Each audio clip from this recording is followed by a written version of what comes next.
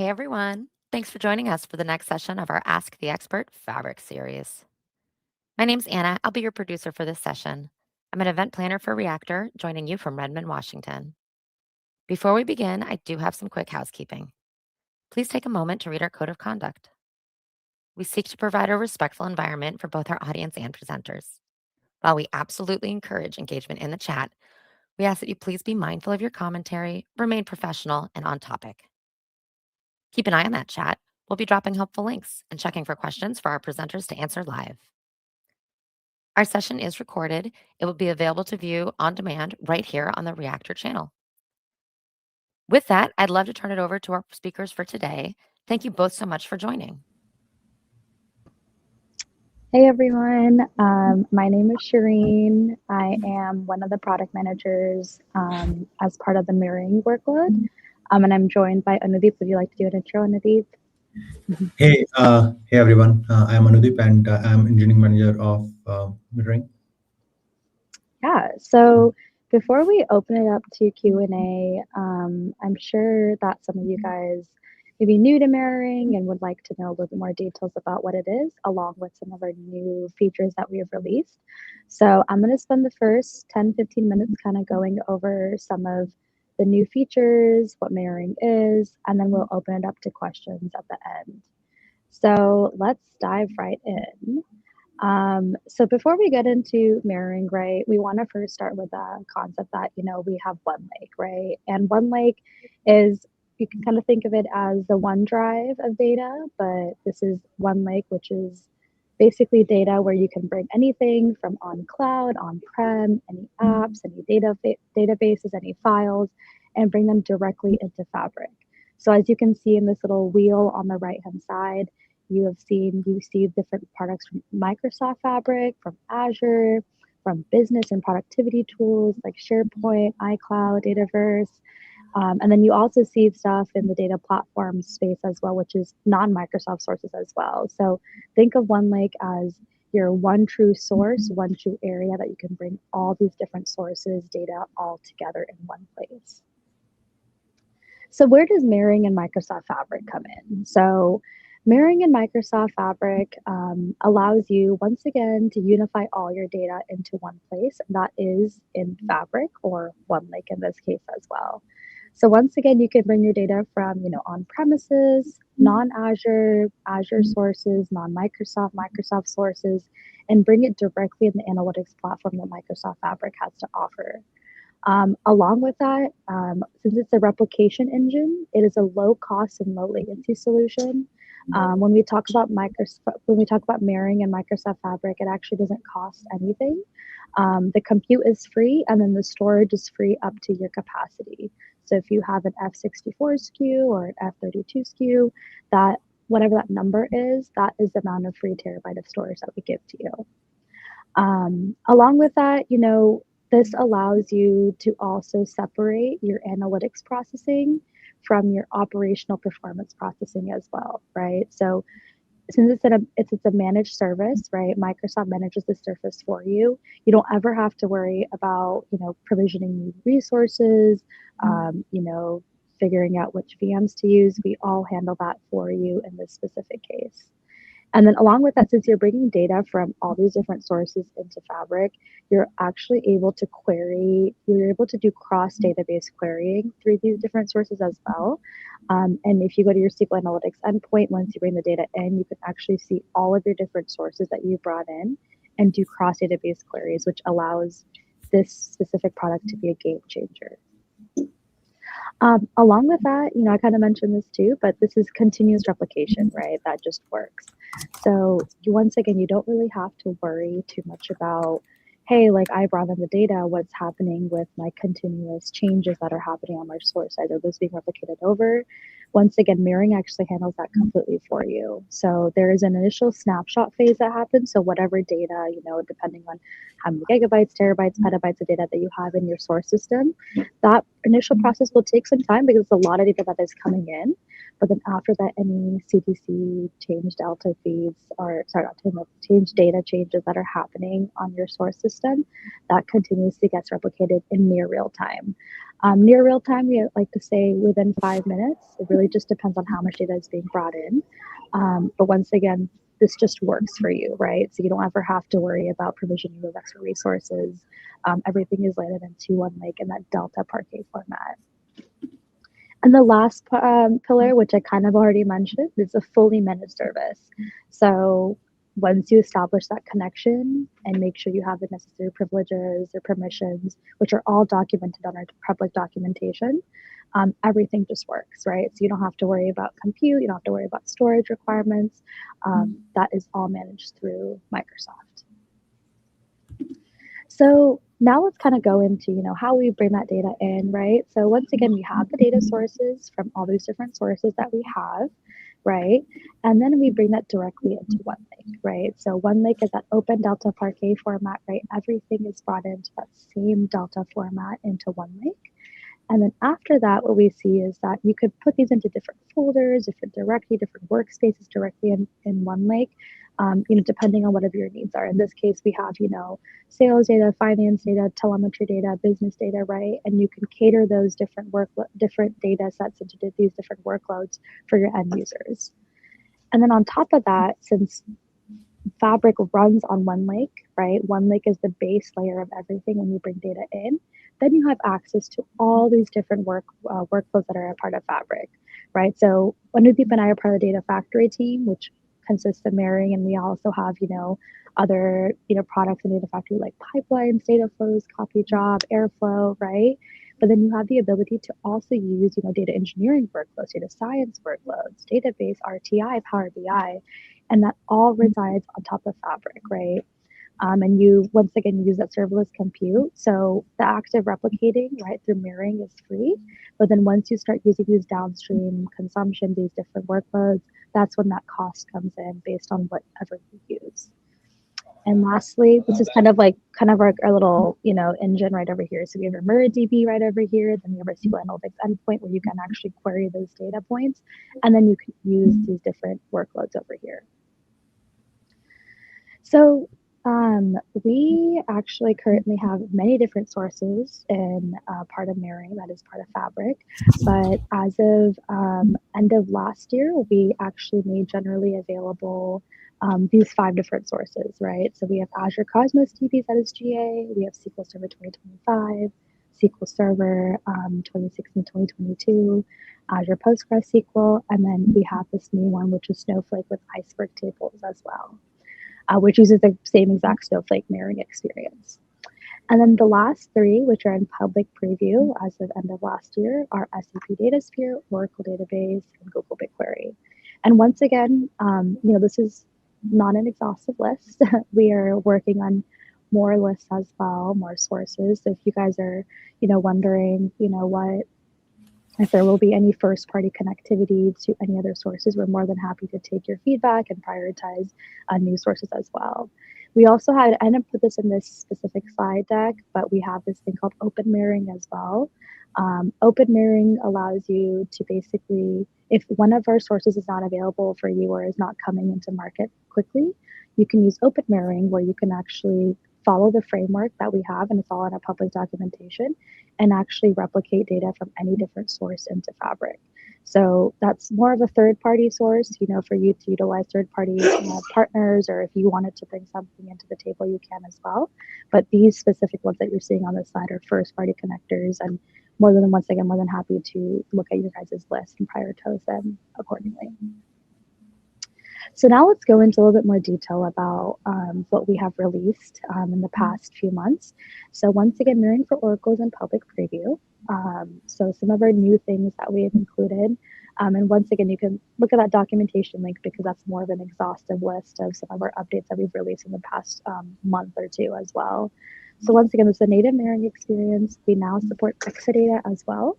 So we initially were supporting on-premises, VMs, Oracle OCI, Azure, Oracle on Azure Database as well.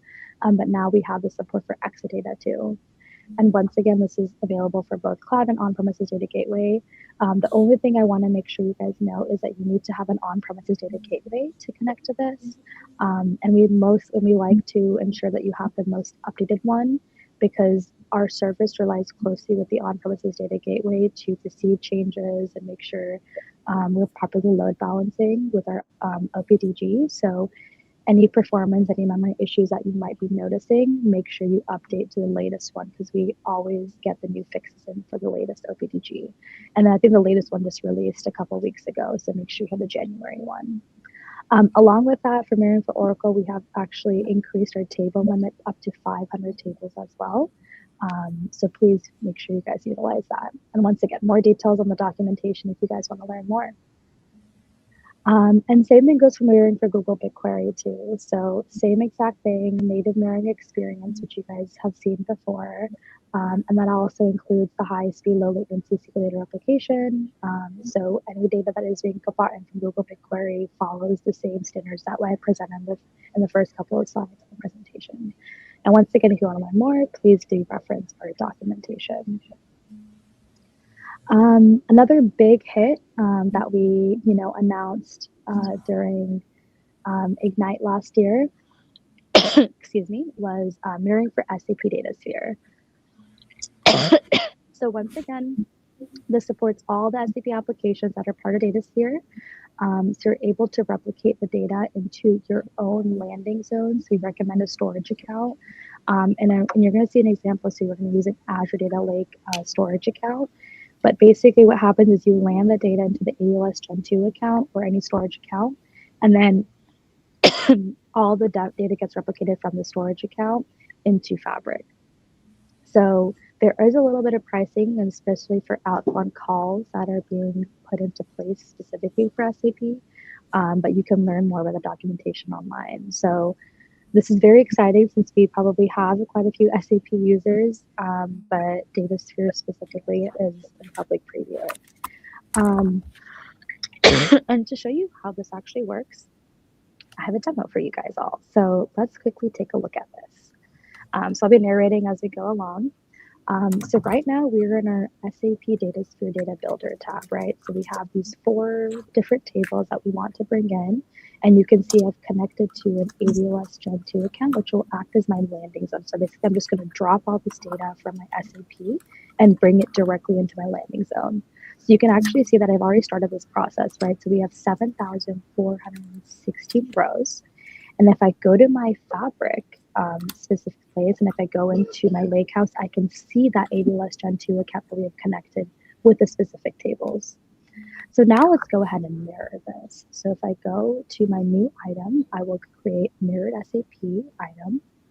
And this is where I will connect to that same Lakehouse where I brought that AWS Gen 2 account here. So in this case, I have just shortcutted. I found my specific folder that we just saw a couple moments ago, and you'll see my 4 different tables over here as well. There it is.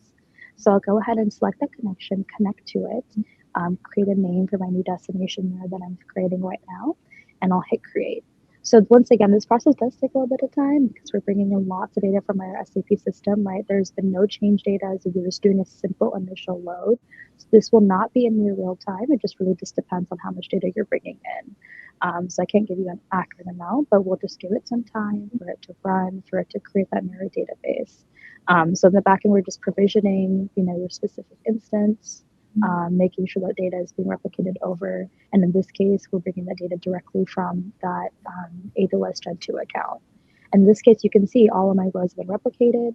And if I go to my SQL Analytics endpoint, I can actually query it. So in this case, I only have one, database, but if I wanted to bring my databases from like Snowflake, from Oracle, I can do that directly here. And you can see those tables have been replicated over. And I can quickly verify that, these tables are here. I did a quick query, and I can see some of the data is over here. So now if I wanted to quickly do an update, right, or insert a new row, in this case, I'm inserting a new row. I'm going to do that in my SAP Datasphere account. Going to go add another row, right? And then those changes are reflected immediately, within a couple of minutes directly here. And as you can see, this was pretty quick. I can see that this row, one extra row, has been replicated over. And so this example was just a quick, easy example of how this actually works.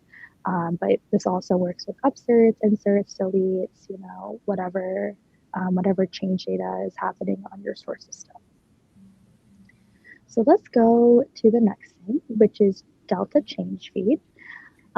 This is something that is in private preview, and this allows you to actually look at the changes that are happening on your source system, right? So as you saw in the previous demo for SAP, for example, all you can really see whenever a change happens, for example, if a change is happening every couple of minutes or every minute, you'll see like the rows being updated, right? But what actually is happening with the rows? Is it an insert? Is it a delete? Is it a, what's actually happening with each and every single row of your data? And this has been commonly requested from among our customers because this is very helpful for downstream consumption, right? When you're moving through the medallion architecture from bronze, silver to gold, it's very important to see what is actually happening in my data, and I want to track those changes. So we have introduced Change Delta Feed. It's nothing new. It's part of the Delta open source library, which you can actually find online, but we've just integrated Delta Change Feed directly into mirroring specifically. So now what you can do is you can actually query this through a notebook. We'll support this in other sources eventually, but now you can actually query those different changes into a notebook, which you can see in the screenshot over here, and you can look at every single change that is happening, right? So for example, if a change happens, at 11 a.m. today, I want to see maybe 10 rows have changed. I want to see what exactly happened. But if a change again happens at 11:10 a.m., I can see the same exact changes for that specific refresh as well. So this is currently in private preview. If you're interested, please go ahead and scan that QR code. And then we are doing a rolling application of this as well. So quickly to show you how this actually works, I have a quick demo for you. So 1 second, let me just mute it because I'm going to talk. So over here is an Oracle system, right? We have brought in one table called customers, and it has 114 rows, as you can see over here. So now what if we want to actually track our changes, what are happening, right? So I can go directly into my notebook, which I can see over here. And you can see that the first commit timestamp is the initial row, right? So all of these are inserts. The change type is all inserts. And I can see what exact time this happened. This happened at 5:24, this happened at 5:13, 5:15, and I can see those specific changes directly here. And if I want to see more detail about, what happened after the initial load, I can see this is the second version, right? This is starting version number 2. And I can see I have 1 delete, 2 inserts, and 2 updates.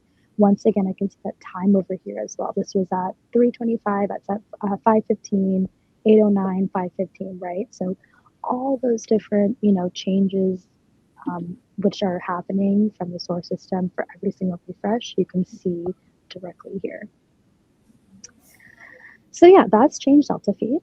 And these are just some of the updates that we had, right? We have a great roadmap integration, not just for mirroring, but for all of our sources. So if you guys, not sources, for all of our different products and fabrics, if you guys wanted to learn more and see what's on our roadmap, please do look at that website over there. So yeah, that's the end of the presentation. I think now we can open it up to questions.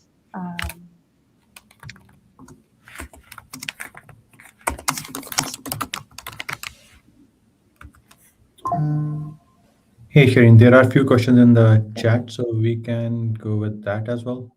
Okay, cool. First question is Akhil on UDDs. We don't support tables which have UDDs right now. So any table with have UDDs will not be replicated. Yeah, we don't support that as of right now because it's a different type. Right now we support mainly tables and then also views specifically for Snowflake as well, which is in a private preview stance. Probably eventually we'll support this stuff, but as of right now, it's not on our roadmap. Yeah, we can go to the next question. Is it all, so from, Mike Fortman, is it all or nothing for mirroring a DB? If we have more than 500 tables, can we mirror half and half, pick our most important tables? Yes, you can. So we have the option to mirror all of our tables if you really wanted to. But you also have the option to go into the specific UX page. You'll actually see it once you start the process, and you can actually pick and choose which tables you want to mirror over as well. We have a nice search dialog box. We also have check boxes which you can choose if you really wanted to. That is all available for you as well. So, and if you want to go above the 500 table limit, we like to say it's a soft limit, and if you have a proper business use case that allows you to go above 500, we can work with you. So just let me or Nadeep know, and we can work with you on raising that 500 table limit to higher. Or open a support ticket. Or open a support ticket. Yeah. That's the easiest way to do. Yeah.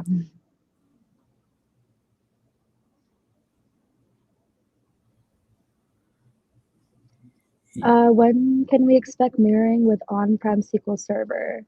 So mirroring for on-prem SQL Server for 2016 to 2022 and 2025 are all in GA right now.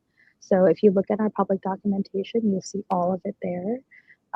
It's all available for you. It's been in public preview for about, it was in public preview for about 1 year, and now it's in GA. So it's a fully managed service. If you're having any issues with it, like Aditi mentioned, just open up a support ticket.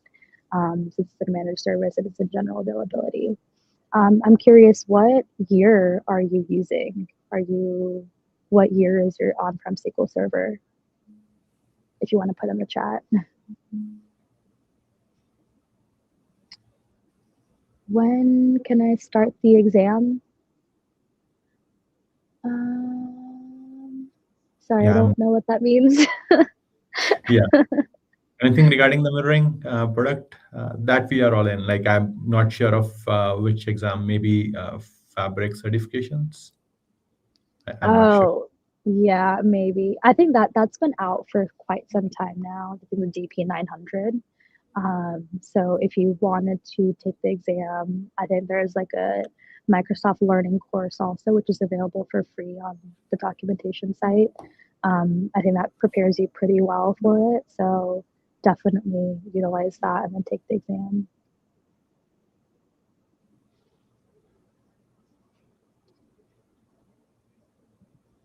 For my half and half or top 500 tables, it seems like it would have to know what process it ignored from source transactional log. Depending on the source system, right? Like, but yes, it's we will be ignoring the tables which are not required. Like, for example, if you just turn on 500 in SQL Server, the CDC will be enabled only for those 500 tables. Whereas in Oracle, yeah, it will be like reading for those 500 tables only. The logs will be read only for 500 tables. So in case of Snowflake, again, the CDC will be enabled only for those 500 tables which you select. So, and if you select create another mirror, it will be automatically fetching the data using two different streams, two different mirrors from the source systems. So it's gonna divide reading the logs 500 and 500. Mm-hmm. Okay, sorry about that, Avanta. I don't know what happened. Hopefully you were able to see everything. If not, everything once again is in our documentation pages, so nothing is new. Looks like advanced version of ADF. Yeah, you can say that. We are from the ADF team. Both of us are from the ADF team. Yeah. So this is just our near real-time replication engine, right? That is part of Fabric now. Yeah. If you are part of our Synapse Link journey, right, it's our next version of that in Fabric, I would say. Okay, what is the, yeah, let me paste that. I'm gonna send it to,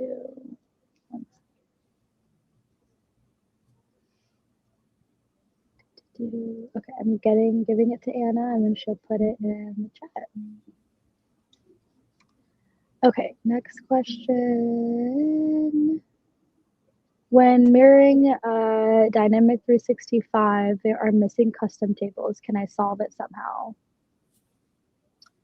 Anita, do you know? Because Dynamics 365 is part of a different team. It uses a different, we use a different mechanism for it, and we have a different team involved.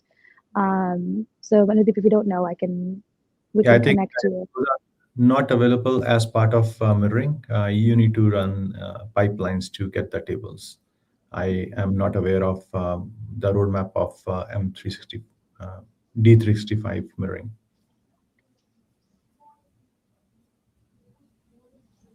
Oh yeah, 2019. Yes. Then if you're using SQL Server on-prem 2019, then this service is completely in GA now. So please do look at the documentation online, and then open up a support ticket if something doesn't work. So Akhil said, I forget what your question was before. Okay, Yeah. UDT. Is there any alternative to the data to Fabric pipelines, right, Anubi?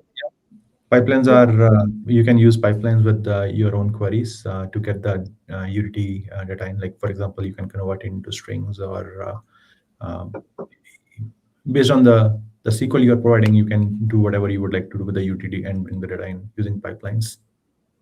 Yeah, so piggybacking off that too, we have a bunch of customers, right, who, have different types of tables in their source system, right? So most of the time they'll use a combination, right? So if you can't mirror all your tables because of UTT tables or, other managed system tables, we allow you can, since it's part of the same managed system in Fabric, you can use mirroring for a subset of tables, and you can use a copy job for something else or pipelines for something else too. It just really depends on your latency requirements.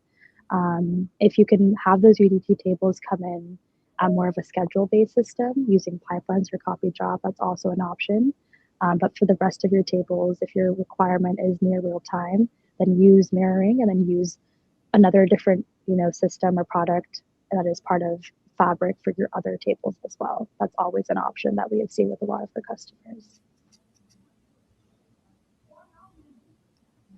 Okay, is it possible to mirror to Fabric from a SQL managed instance if replication is already being used in that database? Maybe do you want to take that one? That's feasible. So I'm not sure when you're saying the replication is already used in the database, like which kind of replication? Is it like mirroring is also available in SQL managed instance in Fabric? It's like just one click. But if the CDC is already turned on, and that's what you meant by replication is already, you can still use rather than SQL managed instance replication, you can still use SQL server kind of replication, which is like replication from the CDC tables in SQL.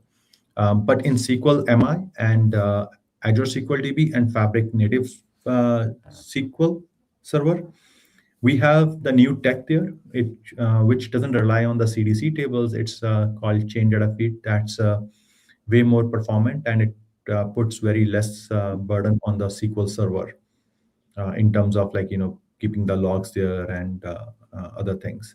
So you can give it a try.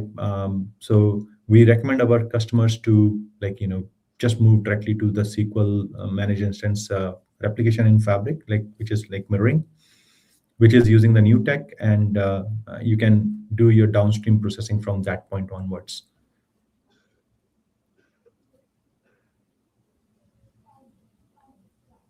Great.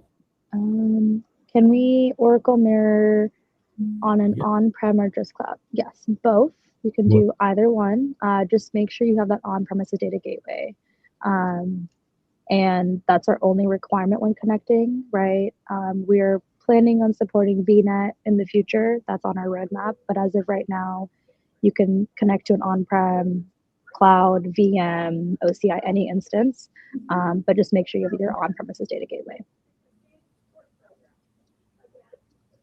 Okay. Does this support downstream mainframe DB2 as well?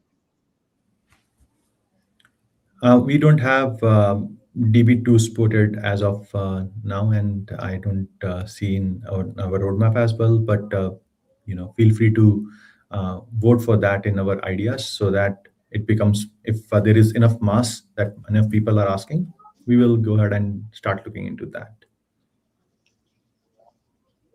Perfect. Okay, we get 2 databases from our development team. They're copies of production, which we don't have access to. The DBs are completely wiped out and rebuilt nightly. Doesn't seem like good fit to mirror. Or does it seem like a good fit to mirror? It doesn't. In this Yeah. case, like I basically, like if the DBs are completely wiped out and rebuilt, we'll be like doing the whole copy of the data anyways, right? So you can use mirroring or you can use pipelines or any other method, but it's going to be just full copy. It won't take benefit of incremental fetch of the data as the changes are being made, which mirroring is most suitable for. Yeah, in this case, since they're initial loads, if you have changes that are happening on a daily basis, it would make sense to use mirroring. But if they're just copies, you can use mirroring, or you can use any other source, any other products that we have. Okay, next one. When selecting tables during the mirror configuration, it was not possible to use search of filtering. Filtering, yes. Going through hundreds of tables in a single list is very hard. Any improvements? Yes, we have heard this many times, and we know about this issue because, yes, we have a search bar, but there's no filter mechanism for you to actually search by, like, for example, schema or filter by schema, for example.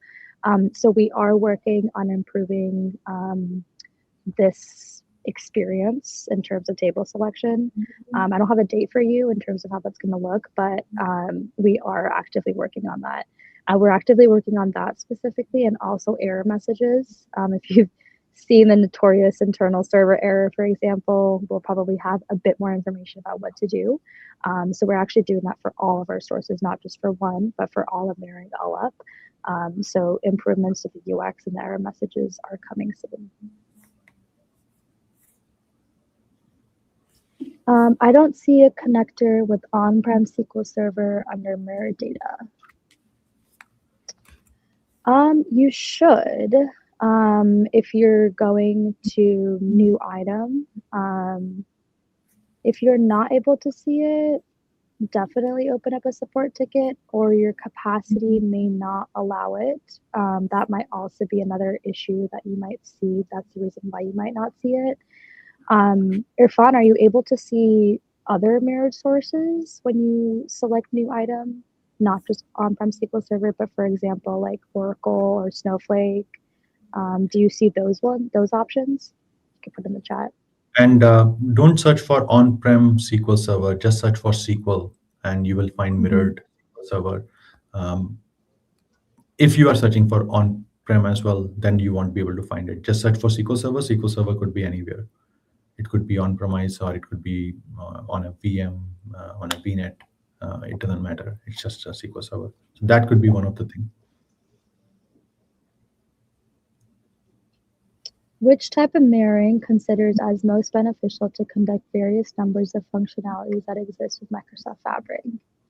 So, type of mirroring. So there's, okay, we can kind of backtrack, right? So mirroring all up, right? There is technically like one mirroring, right? But there are 3 different subtypes you can consider it as. So there's database mirroring, right? Database mirroring involves, SQL, Snowflake, Oracle, all these different database systems. And that enables you to do like real-time replication, right? We also have this concept of metadata mirroring, right? Or you can consider that as like file-based mirroring as well. So these are basically technically shortcuts that are happening.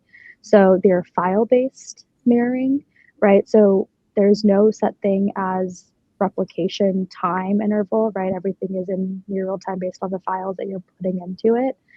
So that includes our Databricks UC catalog, that includes Iceberg tables, right, that we just released. So all of those are shortcut based, but they're still part of mirroring. And then there's a third type, which I kind of mentioned during the presentation, which is open mirroring. Open mirroring is basically a framework that you can follow that we put online. It allows third parties or you customers to bring in data from anywhere you want, as long as you follow the specific framework that we allow you to do.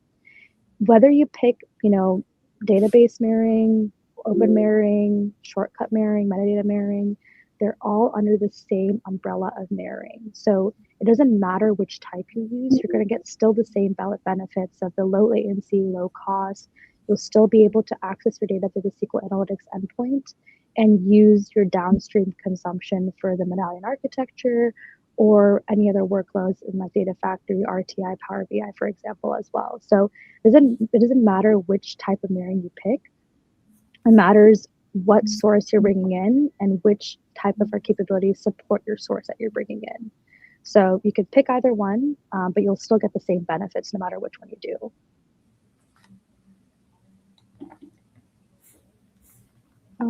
Okay. Is it possible to mirror from SAP BW? If not, how can we? And I think I'll give that to you. Yeah, on SAP BW, we don't support the mirroring directly. You have to use Datasphere for that. So if you use Datasphere, Datasphere produces a set of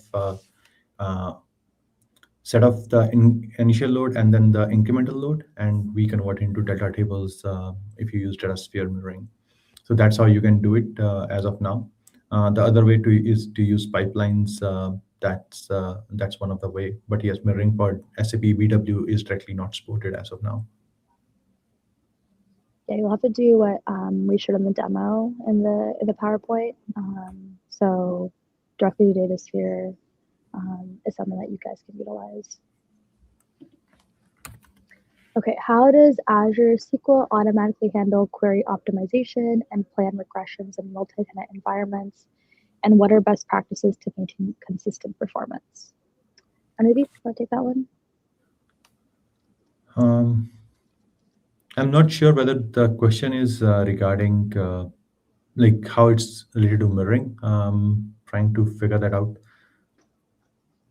So in case of if I put the mirroring perspective to that, then yes. So when the transactions are happening, so rather than writing into the CDC tables, in case of Azure SQL, if the mirroring is enabled, the data will be pushed out to landing zone.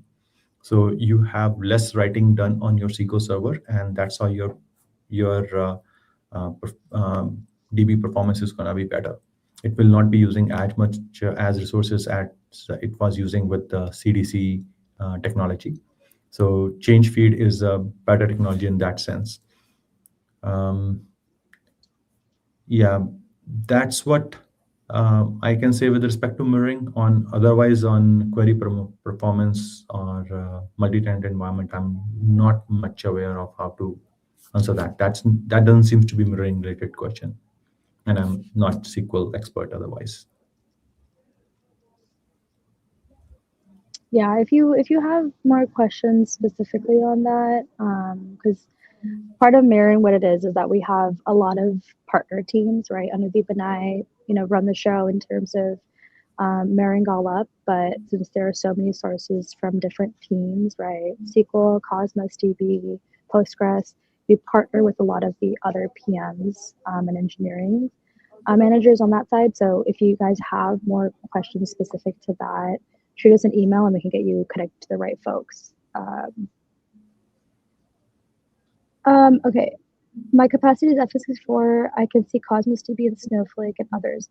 Okay, so I am on my Fabric tenant, and I'm looking this up right now. The name of SQL Server is Mirrored SQL Server. And if you're seeing Cosmos DB, if you're seeing everything else, you should see SQL Server too. So if you just type in SQL, you'll see the different options for it, and you'll see Mirrored SQL Server, which you should be clicking on for SQL Server 2019. Let me know if that helps, Irfan. Okay, another question, how does database mirroring ensure consistency and availability across distributed nodes, and what are the best practices to minimize latency and failover time? Your tables are being replicated individually, so their consistency is going to be per table level. We are basically getting the data for table 1, table 2, table 3 all separately. Those are being they are being worked upon in parallel. At a given time, we generally work on 64 tables in parallel, not more than that 60, not more than 64 tables, but we kind of rotate that very fast. Like if there is no data in the batch of 64, another batch will be picked up right away. So that's how we do. So that's where that latency is going to be pretty minimal. Um, the one thing which I would recommend is if you are going with the databases like with the 1,000 tables, like actually basically like till 500, we have tested pretty well. When you start going beyond 500, the things will work. The latency will drop a bit, like it will become a bit slow. But if you keep adding more and more tables, that's where the problems can be. So I would suggest that in that case, you should just have multiple mirror DBs. Like as earlier we were discussing 500 plus 500. Those are better way to scale out. But yes, as Shireen mentioned, like 500 is a soft limit, and you can always ask to raise the limit by opening a support ticket. So all the limits are generally there to make sure that we are following the best practices. If you go beyond that, the support team will tell you that, hey, yeah, there could be some latency issues. You ask for it, so just it could be it won't be like that bad, but it could be a bit having more latency. Cool. I think those are all the questions. Are there any others? Feel free to pop them in the chat. I think you can wait a couple minutes, and if there are no others. Along with that, if you guys are interested in change delta feed, right, for that downstream consumption, I'm going to quickly send the link to Anna, and she can put it in the chat. Yeah, like we kind of mentioned before, this is a really cool feature specifically for change delta tracking and change tracking that will help you for your downstream consumption, whether you're auditing, whether you're using it for Power BI reporting, moving data through medallion architecture. This is something that has worked tremendously well for a lot of customers. So if that's something that you're looking forward to, please do sign up. But yeah, other than that, I don't think we have any other questions. Thank you for all the questions that you guys had. And then, yeah, once again, reach out, open up a support ticket if you guys need any help. I think I flashed our emails at the beginning of the presentation, so you can reach out to either one of us.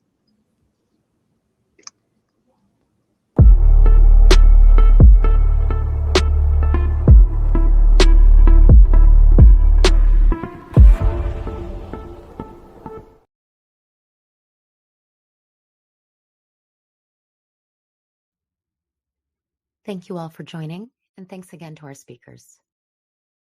This session is part of a series. To register for future shows and watch past episodes on demand, you can follow the link on the screen or in the chat. We're always looking to improve our sessions and your experience. If you have any feedback for us, we would love to hear what you have to say. You can find that link on the screen or in the chat. And we'll see you at the next one.